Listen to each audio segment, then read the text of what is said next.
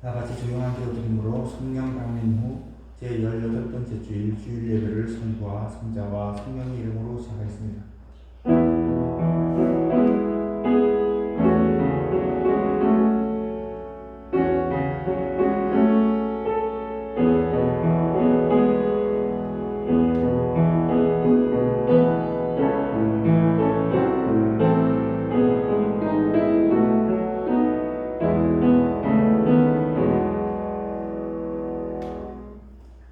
여호와여 주의 백성에게 베푸시는 은혜로 나를 기억하시며 주의 구원으로 나를 돌보사 내가 주의 택하신 자가 형통함을 보고 주의 나라의 기쁨을 나누어 가지게 하사 주의 유산을 자랑하게 하옵소서.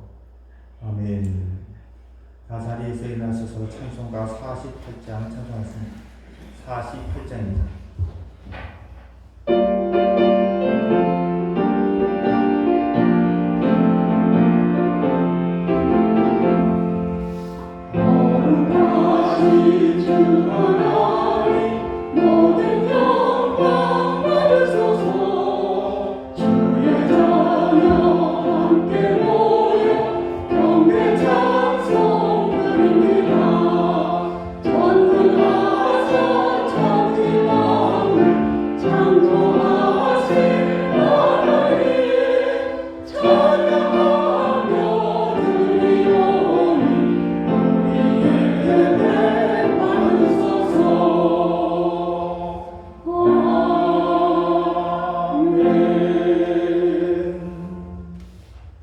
찬송가 뒤에 있는 교도문은 53번 시편 121편을 교도하시겠습니다.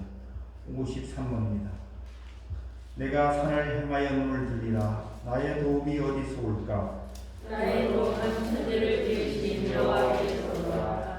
여호와께서 너를 실족하지 아니하게 하시며 너를 지키시는 이가 졸지 아니하시리로다. 이스라엘을 지키시는 이는 졸지도 아니하시고 주무시지도 아니하시리로다. 여호와는 너를 지키시는 이시라. 여호와께서 내 오른쪽에서 내 그늘이 되시나니 낮에 내가 너를 상하지 아니하며 밤에 내가 너를 해치지 아니하리로다. 여호와께서 너를 지켜 모든 혼란을 면하게 하시며 또 내 영혼을 지키시리로다. 여호와께서 너의 출입을 지금부터 영원까지 지키시리로다. 아멘. 사도신경으로 우리의 신앙을 고백하겠습니다.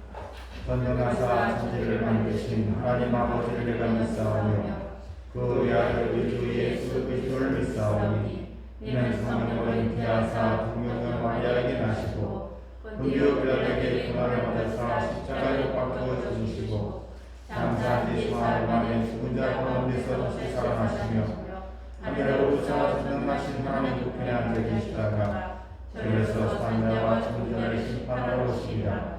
성령을 믿사오며 거룩한 공의와 성도가 서로 교통하는 것과 죄를 사하시는 것과 몸이 다시 사는 것과 영원히 사는 것을 믿사옵나이다. 아멘. 사명과 찬송 2장으로 하나님께 영광을 돌리겠습니다.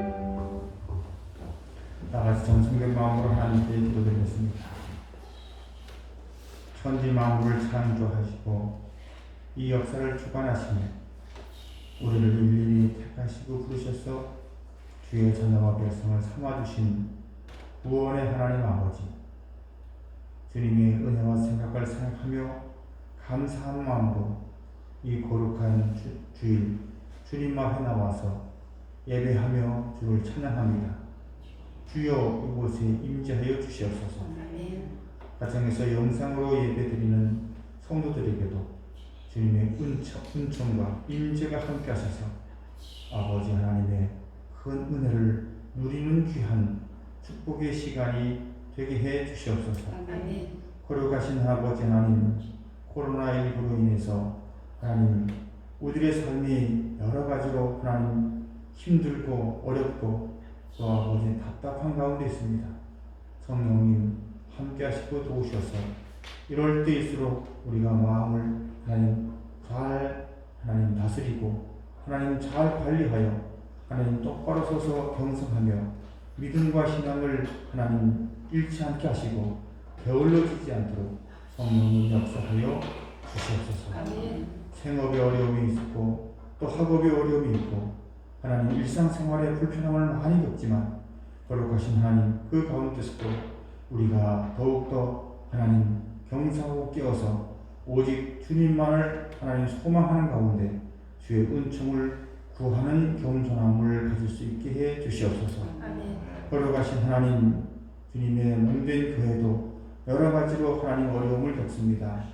주님 모이기가 힘들고 예배하기가 불편하고 하나님 그러한 가운데서도 하나님 우리에게 함께 하셔서 우리 성도들이 서로에 대한 사랑이 소원해지지 않게 해주시고 더욱더 굳은 연대감과 굳은 믿음으로 오직 하나 되어서 주를 바라보며 나아가는 아름다운 믿음의 공동체가 될 수 있도록 성령님 우리들의 각자의 믿음과 하나님 사랑을 지켜 주시옵소서.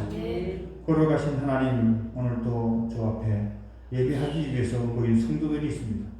주님께서 저들에게 은혜를 더하시고 사랑을 더하여 주셔서 하나님 이런 상황 속에서도 주님의 은혜로 인해서 감사하며 기뻐하며 하나님 소망을 잃지 않으며 하나님 여유를 가지며 하나님 어렵고 힘든 이들을 돌보고 동정하고 하나님 그들에게 긍휼을 베풀며 살아갈 수 있도록 성령님 인도하여 주시옵소서. 예배를 돕는 이들이 있습니다. 주님 반주로 또 여러 가지 모양으로 하나님 함께하며 돕는 이들에게 주님의 은혜가 함께 있어서 하나님 날마다 감사와 기쁨과 행복이 충만하게 하여 주시고 그 나라에 대한 소망을 가지고 모든 역경들을 잘 이겨나갈 수 있도록 성령님 인도하여 주시옵소서. 예배 시종을 주님께 부탁드리며 우리 주 예수 그리스도의 이름으로 간절히 기도드렸사옵나이다. 아멘.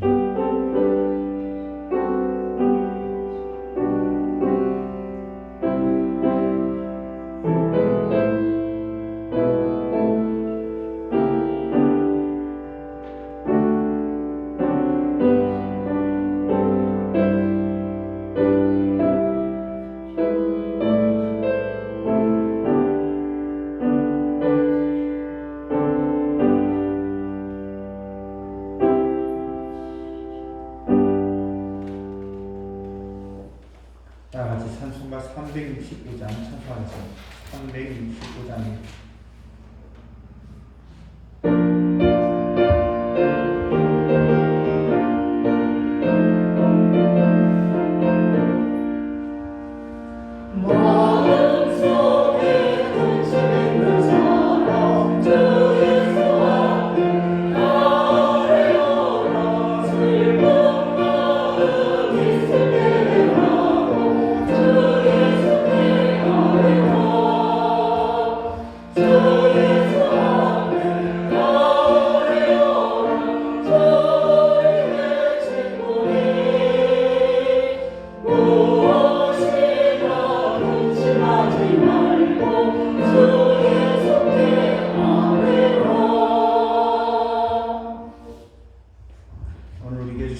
말씀은 히브리서 4장 14절부터 16절의 말씀입니다. 히브리서 4장 14절에서 마지막 절 16절까지 저 한 절씩 교독하시겠습니다.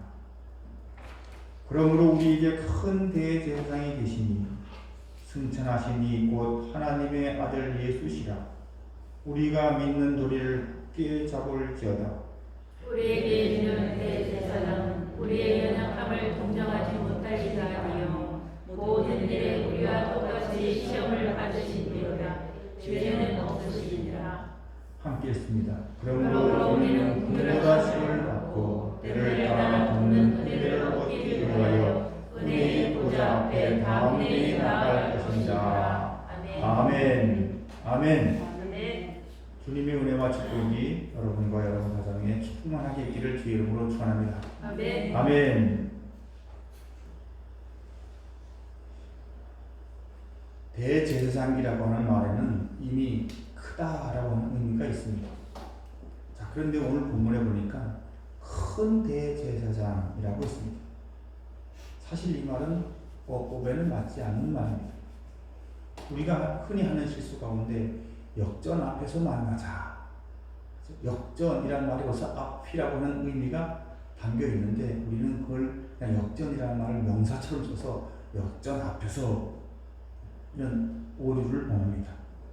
이것과 마찬가지로 오늘 본문에 나오는 이 큰 대제사장이라는 말도 어법에 맞지 않는데 대제사장이라고 해도 이미 그 의미가 다 들어있는데 왜 굳이 큰 대제사장이라고 했을까요? 어법에 틀림인지 몰라서 그랬을까요? 그럴 리가 없을 것입니다. 그 이유는 어떤 구분이 필요해서 이렇게 했습니다. 지금 이 글을 읽고 있는 독자는 구약 성경을 잘 알고 있는 히브리인들입니다. 그들에게 대제사장은 아론의 반차를 따라서 세워지고 그 대제사장은 매년 작은 제물과 흘린 피를 가지고 지성소에 들어가서 백성들의 죄를 대속하는 그 구약의 배경을 잘 알고 있었습니다. 그래서 이 히브리서 기자는 그 대제사장과 차별을 두기 위해서 다시 말해서 그런 그 아론의 반차를 따라서 되는 그 대제사장과는 훨씬 뛰어난 그 대제사장과는 비교도 안 되는 예수님을 큰 대제사장이라고 불렀던 겁니다. 자, 이제 큰 대제사장이라고 하는 의미는 구약의 대제사장들과 구분하기 위해서 표현하는 표현법이다라는 것을 우리가 알았습니다.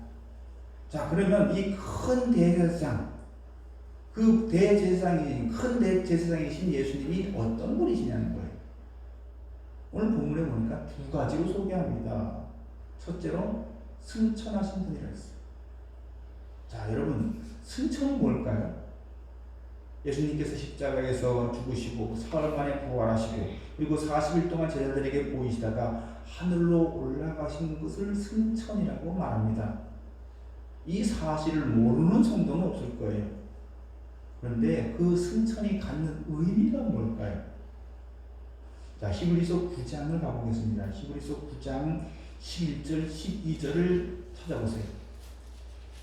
제가 읽어드리겠습니다. 그리스도께서는 장래 좋은 일의 대제사장으로 오사 손으로 짓지 아니한 것 곧 이 창조에 속하지 아니한 더 크고 온전한 장막으로 말미암아 염소와 송아지의 피로 하지 아니하고 오직 자기의 피로 영원한 속죄를 이루사 단번에 성소에 들어가셨느니라.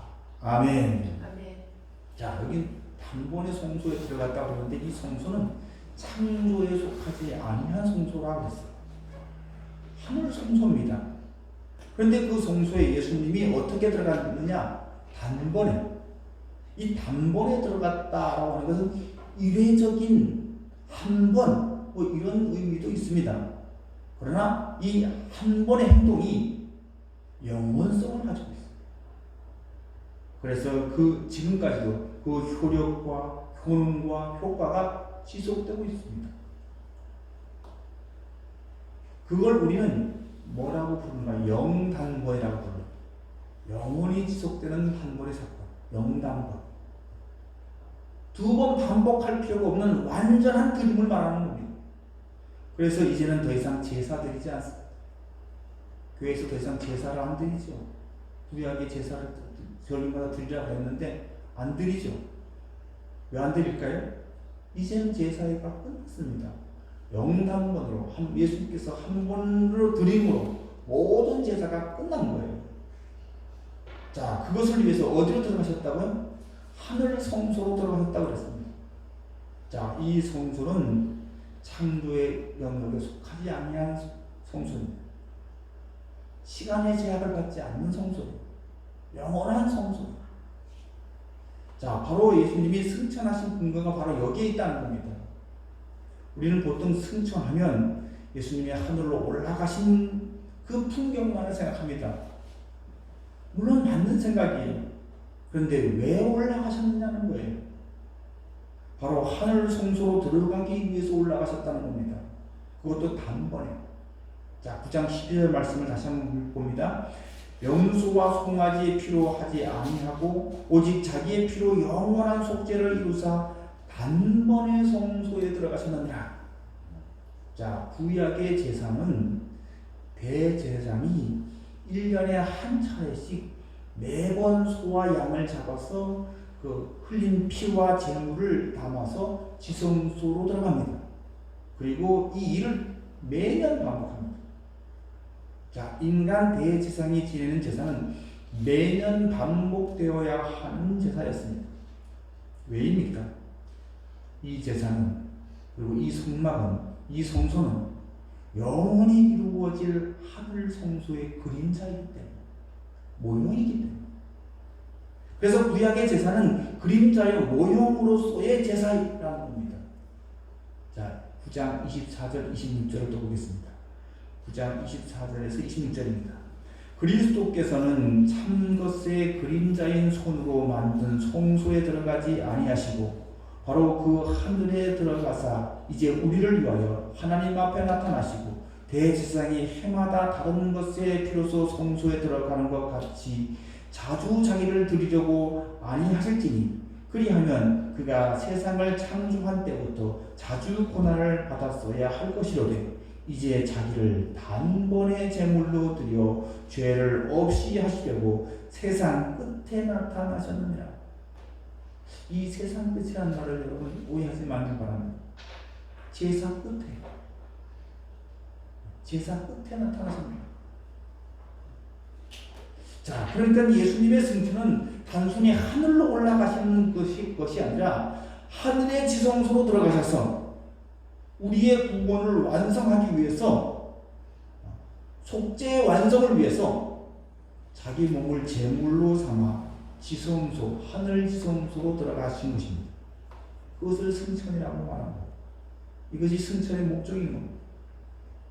자, 두 번째로 그분이 큰 대제사장인 이유는 하나님의 아들이시기 때문이라는 겁니다.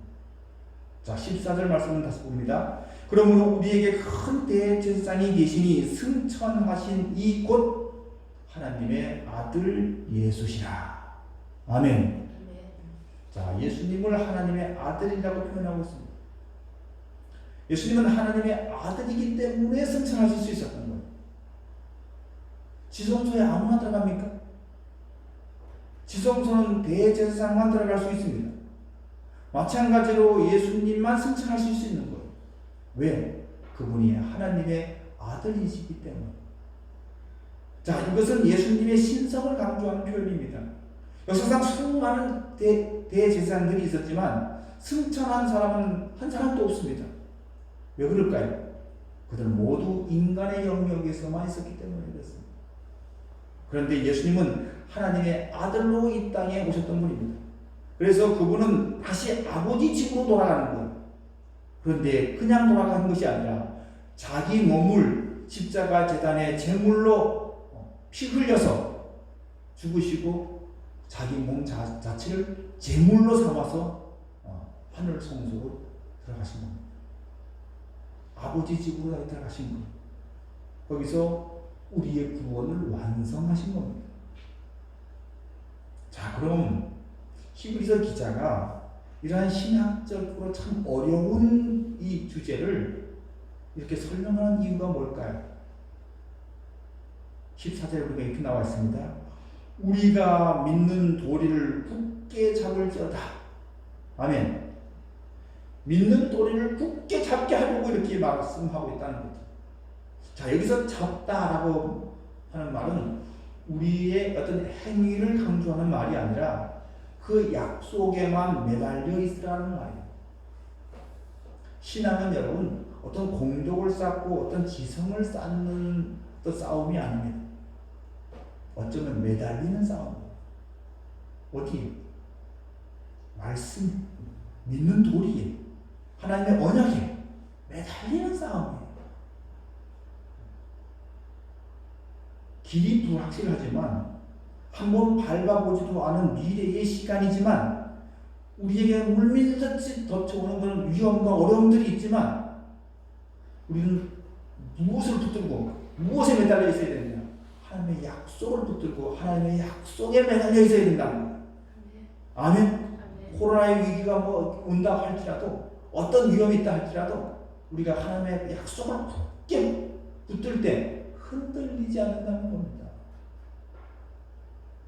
자, 지금 히브리서 독자들이 처해 있는 현실이 뭡니까? 안팎으로 우려 싸움을 당하고 있습니다. 그래서 흔들리고 있는 거예요. 신학적으로 흔들리고 있고, 물질적으로 흔들리고 있고, 육체적으로 흔들리고 있고, 제도적으로 로마 제국 아래서 자칫하면 그 세상의 그 풍파 속에서 떠밀려가기 쉬운 그런 위험 속에서 좀 흔들리고 있는 거예요. 그런데 거기서 꼭 매달려 있으라. 바람이 불고 파도가 치지만 약속에만 매달려 있으라. 왜? 우리에게는 큰 대장이 계시기 때문에. 그분은 우리의 모든 허물을 사하시고 하늘 성소로 들어가셔서 우리의 구원을 완성하셨기 때문이라는 겁니다. 이것은 어떻게 뭐 되다가 말 일도 아니고 우리의 행동 여부에 따라서 될 수도 있고 안 될 수도 있고 뭐 그런 일도 아니라 반드시 하나님께서 하나님 자신의 성실하심과 신실하심을 걸고 완성되어질, 아니 시간이라는 것을 걷어내버리면 이미 완성되어진 것 같은, 아니 완성되어진 약속입니다. 그러니까 여러분, 이 하늘의 지성소는 과거와 현재와 미래가 같이 있는 거예요. 시간이 존재하지 않는 것입니다. 우리가 거기에 그걸 붙들고 있어야 된다. 거기에 매달려 있어야 된다. 자, 그런데 히브리서 기자가 그들에게 이 글을 써서 보냈는데, 자, 이런 단어들이 참 우리를 혼란스럽게 할 수도 있습니다. 하늘 상소, 하나님의 아들, 큰 대제사장. 자, 여러분이 어려움에 처해 있을 때 이런 글과 이런 단어들이 담긴 편지를 받았다고 가정해 봅시다. 정상적이고 또 상식적인 성도라면 먼저 마음에 와닿는 게 뭘까요? 어떤 생각이 들까요? 참 지금 내 상황과는 참 멀다. 너무 공허한 얘기 같다. 뭐 그 말씀이 맞는 것 같지만 내 상황은 너무 동떨어져 있다. 하늘 성소가 지금 내 이 상황에서 하늘 성소가 무슨 의미가 있고 큰 대제사장이 무슨 승천하신 게 오늘 내가 죽느냐 사느냐 이 문제 갖고 심각하게 고민하고 사는 지금 내 인생과 무슨 연관성이 있느냐, 이런 질문이 나올 수 있어요. 그렇겠죠? 자, 15절 말씀 보겠습니다. 우리에게 있는 대제사장은 우리의 연약함을 동정하지 못하실 리가 아니요 모든 일에 우리와 똑같이 시험을 받으시는데 죄는 없으시니라. 자, 헬라어에서 이 연약하다라는 이 단어는 세 가지 경우에 쓰여집니다. 먼저는 질병에 걸려서 앓을 때 연약합니다. 그렇죠? 자, 두 번째는 미숙함도 연약합니다. 세 번째는 한계를 갖고 있다는 겁니다. 자, 오늘 본문에서 이 연약하다, 우리 주님 대제사장은 우리의 연약함을 동정하지 못하시니까 아니 할 때 이 연약함은 어느 경우일까요? 세 번째는 한계를 갖고 있다는 겁니다. 자, 여기서 왜 이 말을 언급하고 있을까요? 그것은 예수님께서 인간으로서 가졌던 시간을 설명하기 위해서예요. 오늘 본문 중에서 시간을 굉장히 잘 알아요. 예수님은 스스로 시간의 한계 속으로 들어오신 겁니다. 성육신 하셨다는 것이. 그래서 시간 속에 있기 때문에 기도 잘하고 지혜도 잘하는 거예요. 예수님이 아기 때부터 처음부터 무슨 우주 만물의 생리를 다 알고 그런 분이 아니셨다는 거죠. 그분은 스스로 자기를 피조의 세계로 자신을 제한시킨 거예요. 그래서 우리와 똑같은 약함, 똑같은 한계를 가지고 있었습니다.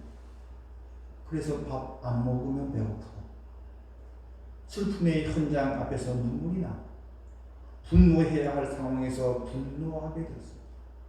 게다가 예수님은 그 수많은 죄의 유혹을 다 이겨내셨습니다. 우리와 똑같은 한계 속에 있습니다. 자, 그런데 이겨낼 때 우리는 이렇게 생각합니다. 그거야 예수님은 하나님의 아들이시니까 이겨낼 수 있겠죠. 아니, 그걸 얘기하는 게 아니에요. 오늘 본문에서 강조하는 것은 인간으로서 이겨냈다는 거예요. 예수님에게는 우리가 갖고 있는 모든 어떤 자연적인 욕구를 다 갖고 있는 거예요. 그래야만 완전한 인간 아닙니까? 그런데 우리가 똑같은 성경을 가진 가운데 제한된 상태에서 그 모든 죄악을 이기셨기 때문에 그분이 완전하고도 온전한 제물이 되신 것입니다. 이것은 굉장히 중요한 신학적 어떤 쟁점입니다. 전지전능한 입장에서 모든 죄를 이기신 것이 아니라는 겁니다. 저와 여러분이 가진 이 약함 속에서 그 모든 죄를 이겨내셨기 때문에 그분이 온전한 제물이 되셨습니다. 자, 그렇기 때문에 그분은 우리를 동정할 수 있다는 거예요. 자, 여기서 말하는 이 동정은 사람이 동정하는 것과는 좀 다른 차원입니다. 사람이 동정할 수 있는 건 어느 정도까지 동정할 수 있습니까? 그 슬픔을 당한 사람하고 같이 울어줄 수 있는 것까지는 가능하죠. 그 이상 없습니다. 자, 누가복음에 보면 나인성 과부 이야기가 나옵니다.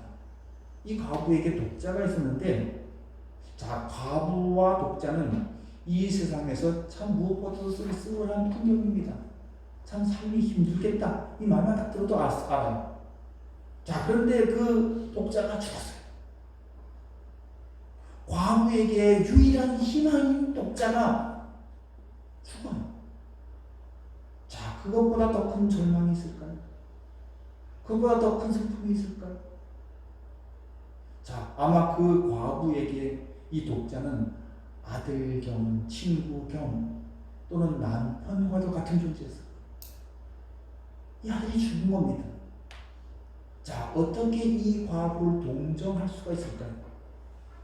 자, 이때 성경은 이 아들을 장례하기 위해서 이제 마을 밖으로 이제 운구해 나올 때 마을 사람들이 같이 따라오면서 울었다고 했어요. 같이 울었어요.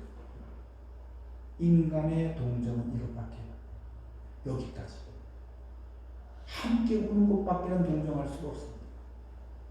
자, 그 과부에게 완전한 동정, 완전한 위로는 무엇일까요? 뭐겠어요? 죽은 아들이 다시 살아나는 거죠. 유한한 인간이 어떻게 그 일을 할 수 있겠습니까? 이때 이 장례 행렬이 생명의 행렬인 예수님과 마주칩니다. 그리고 예수님께서 그 예수님의 입에서 처음 나온 말씀이 울지 말라는 거예요. 울지 말라. 이게 동정이죠. 그런데 예수님의 동정은 거기서 머물지 않았습니다. 관에 손을 대시니, 이것은 어쩌면 율법을 어기는 거죠. 율법을 어긴다기보다는 예수님이 율법보다 크신 분이시기 때문에 이게 가능한 겁니다. 관에 손을 대시면 울지 말라 하시고 그 아들을 죽음에서 일으키십니다. 그리고 정말 상처로, 아픔으로, 슬픔으로 가슴이 빵 뚫어진 그 어머니의 가슴으로 이 아들을 다시 돌려보내 위로를 해줘. 이게 완전한 위로예요. 이게 완전한 동정입니다. 자, 예수님은 이 땅에서 모든 일의 시험을 다 우리와 함께 겪으셨다고 성경은 말하고 있습니다. 자, 15절 볼까요? 우리에게 있는 대제사장은 우리의 연약함을 동정하지 못하실 이가 아니요 모든 일에 우리와 똑같이 시험을 받으신 이로되 죄는 없으시니라. 그래서 우리의 눈물도, 우리의 못남도, 우리의 찌질함도 우리의 연약함도 우리의 한계도 예수님은 다 경험해 왔기 때문에 다 아신다는 거예요. 그래서 참되게 동정하실 수 있는 그 연약함을 동정하고 인간적인 동정에서만 끝나는 것이 아니라 그 연약함을 해결해 줄 수 있는 유일한 구세주 구원자가 되신다는 것입니다. 아멘. 자, 그러면 마지막 세 번째로 이제 이게 오늘 말씀의 결론이 될 텐데 우리는 어떻게 해야 되겠나? 어떻게 해야 되겠나? 자, 16절에서 이렇게 말합니다. 그러므로 우리는 긍휼하심을 받고 때를 따라 돕는 은혜를 얻기 위하여 은혜의 보좌 앞에 담대히 나아갈 것이니라. 아멘. 아멘. 자, 첫 번째가 긍휼하심을 받으라고 했어요. 앞에서 아까 우리가 신앙에서 어떤 공동을 쌓는 것이 신앙이 아니라 그랬지? 뭐예요? 하나님 말씀에 붙들려 있는 것이, 붙잡혀 있는 게, 이게 여러분 우리 신앙의 성패입니다. 그러니까 여러분, 우리 그 말은 또 다른 말로 하면 하나님, 우리 주님의 긍휼하심을 받지 못하면 이게 신앙의 실패예요. 또 우리에게 이게 전제, 하나님의 긍휼하심이 없다면 우리는 아무것도 아닌 거예요. 신앙의 꽃은 긍휼히 여김을 받는 거예요. 아멘? 그리고 우리가 내가 긍휼히 여김을, 주님 앞에 긍휼히 여김을 받았다고 하는 걸 고백하는 거예요. 어쩌면 이건 여러분 정확하게 기도의 자세를 말하는 거예요. 기도의 자세. 기도는 하나님의 긍휼을 구하는 겁니다. 불쌍히 여겨달라고 구하는 거예요. 자, 그런데 여기에 때를 따라 돕는 은혜라고 표현했어요. 자, 이건 우리의 필요를 말하는 거죠. 그렇다고 내가 필요한 모든 것을 위해서 때를 따라 돕는 은혜를 얻기 위해서 은혜 보좌 앞으로 담대히 나가라, 이렇게만 이해를 하면 안 됩니다. 이 말은 꼭 그런 뜻만이 아니에요. 우리가 필요한 것이 맞지만 이걸 먼저 이렇게 생각해 볼 수 있어야 됩니다. 뭐냐면 나에게 어떤 필요가 발생할 때 그 필요를 내가 더 잘할까요? 나를 창조하신 하나님이 더 잘하실까요? 우리에게 필요한 어떤 시간이 발생할 수도 있고 필요한 일들이 발생할 수 있겠죠. 그건 분명 우리의 필요가 맞아요. 그렇죠? 그런데 더 중요한 것은 우리의 필요를 누가 나보다 더 정확하게 아느냐. 우리는 죄성에 근거되어 있고 욕망에 비틀려 있어서 우리의 필요의 번지수가 잘못되는 경우가 종종 있습니다. 어떨 때는 이게 당장 있어야 되겠고 이게 당장 필요한 것 같고 우리 기준에서는 그렇게 보여집니다. 그런데 하나님의 기준에서는 아닐 수가 있다는 거죠. 안 돼. 그거 주면 너 지금 주면 큰일 나. 이러면서 자꾸 미룰 수 있습니다. 자, 그럴 때 우리는 몸부림칩니다. 오늘 말씀에 근거해서 왜 약속은 은혜를 따라 돕는 은혜와 그렇게 은혜라고 말씀해놓고 정작 우리가 필요할 때는 왜 외면하십니까? 그렇게 그런 마음이 들 수 있어요. 아닙니다. 우리의 정확한 필요한 때 그걸 누가 아신다고? 필요한 때는 우리 주님이 아세요. 하나님이 아세요. 우리에게 이 믿음이 전제되어 있어요. 아멘. 나보다 나를 더 잘하시는 주. 이 믿음이 전제되어 있어요. 자, 그래서 E.M. 바운주라고 하는 분은 기도에 대해서 이렇게 정의를 내립니다. 기도는 하나님의 긍휼을 입는 가장 적극적인 방식이다. 그래서 또 이렇게 표현합니다. 기도 없는 만큼 교만한 사람 없고 기도하며 살아가는 사람만큼 겸손한 사람이 없다. 공감이 되십니까? 자, 여러분, 기도 없이 살아간다고 하는 것은 자기 인생의 인생의 주체가 자기가 되어서 자기가 주인 되어 살아간다는 거예요. 자, 기도한다는 것은 기도했기 때문에 기도가 어떤 조건이 되어서 기도가 어떤 공덕이 되어서 어떤 자격을 얻어 이게 아니에요. 기도한다고 하는 것은 그냥 그 자체가 겸손입니다. 그러니까 기도란 무슨 고백이 있겠습니까? 어떤 문제든 하나님, 이 문제는 주님의 긍휼과 은혜 없이는 안 되는 일입니다.